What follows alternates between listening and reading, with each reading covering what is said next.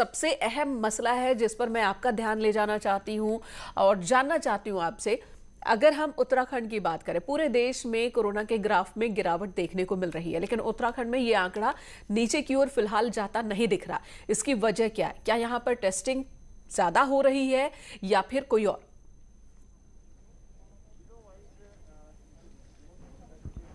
देखिए, मैंने कहा टेस्टिंग ज़्यादा भी नहीं हो रही है, क्योंकि उत्तराखंड का अगर आप अभी तक रेशियो देखेंगे तो हम 50,000 टेस्ट भी एक दिन में नहीं कर पाए। पिछले 2 दिन में जरूर आंकड़ों में गिरावट देखने को मिली, और उसके पीछे बड़ा कारण ये था कि जो सैम्पलिंग रेट था वो बहुत कम हो गया था। हम एक दिन में 27 से 30,000 के आसपास सैम्पलिंग कर रहे थे।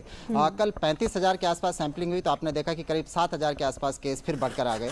तो उत्तराखंड में ऐसा नहीं है कि कहीं मामलों में गिरावट आई है, बल्कि ये कंटिन्यूटी अभी बनी हुई है और एक गंभीर खतरे की ओर इशारा कर रहा है कि उत्तराखंड में जो टेस्टिंग रेट है, जो टेस्ट की रफ्तार है, वो बढ़ाई नहीं जा सकी है। हमारे पास अभी 36 लैब में उत्तराखंड में कोरोना के जो सैंपल है उनकी जांच होती है, लेकिन आप देखेंगे मैंने कहा कि अभी भी 27,000 के आसपास सैंपल बैकलॉग में पड़े हुए हैं। तो जब तक ये रफ्तार नहीं बढ़ेगी, जैसे जैसे सैंपलों की रफ्तार बढ़ती जाएगी, हमें ये जरूर ये देखने में आ रहा है कि उसी रफ्तार से कोरोना पॉजिटिव केस भी यहाँ पर बढ़ते जा रहे हैं। 76,000 के आसपास एक्टिव केस हो गए हैं, और जो मौतों का आंकड़ा आपने देखा कि हिमालयन स्टेट में उत्तराखंड सबसे ऊपर है, कि जहां 1 लाख की आबादी पर 37 मौतों का रेशियो आ रहा है। और इसी तरह से पूरे देश में उत्तराखंड का 9वां स्थान है। तो अपने आप में गंभीर ये चिंता का विषय कि उत्तराखंड जैसे छोटे राज्य में इस तरह से कोरोना का संक्रमण बेहद खतरनाक संकेत बिल्कुल, देता और है। ये डर इसलिए भी और ज्यादा बढ़ जाता है कि अब गांवों में भी बड़ी संख्या में कोरोना केसेस सामने आने लगे हैं। धन्यवाद इस वक्त सुनील पूरी जानकारी देने के लिए।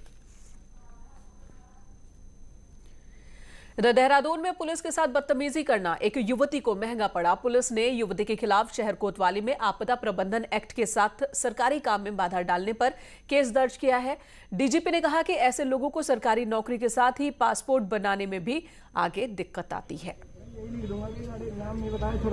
तो ये लोग पुलिस को जो कार्य करने से रोक रहे हैं, जैसे मैंने वीडियो देखा है, गाली गलौज कर रहे हैं, तो ये इनको जेल भेजा जाएगा ये सब। और इन पे प्रॉपर इनको भविष्य में इनका पुलिस वेरिफिकेशन भी नहीं होगा, कोई नौकरी करना चाहेंगे, पासपोर्ट भी नहीं बनेगा, तब इनको समझ आएगा। कोरोना कर्फ्यू के चलते देहरादून एसएसपी ने आशा रोड़ी बॉर्डर और शहर के तमाम चौक चौराहों का जायजा लिया। एसएसपी ने कहा कि शहर भ्रमण के दौरान सभी पुलिसकर्मियों को नियमों का पालन न करने वालों पर सख्ती के निर्देश दिए गए हैं। उन्होंने कहा कि बॉर्डर पर सभी इंतजाम पुख्ता है, सख्ती के साथ चेकिंग चल रही है। गाड़ी पर पार्किंग करके जो गाड़ी में सवारी है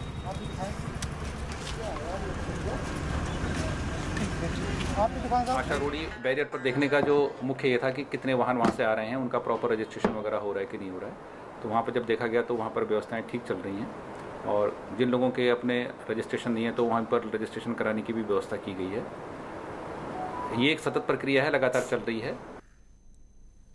इधर चंपावत के लोहाघाट में कल से 18 साल से ऊपर के लोगों का वैक्सीनेशन शुरू हो चुका है, लेकिन पहले ही दिन हंगामा हो गया। ऑनलाइन रजिस्ट्रेशन के बाद वैक्सीनेशन का समय सुबह 9 बजे से रखा गया था 11 बजे तक, जिसे लेकर लोग सुबह 7 बजे से ही लाइनों में लग गए। स्वास्थ्य विभाग की 2 घंटे देर से वैक्सीन लेकर पहुंची टीम, जिसके बाद लोगों का गुस्सा भड़क उठा। 11 बजे से 1 बजे तक जिनका नंबर था वो लोग भी पहुंच गए थे और यहाँ पर भीड़ इकट्ठा हो गई। तो हम लोग कब से वेट कर रहे हैं, अभी कुछ बताया भी नहीं जा रहा है लगेगी कि नहीं लगेगी।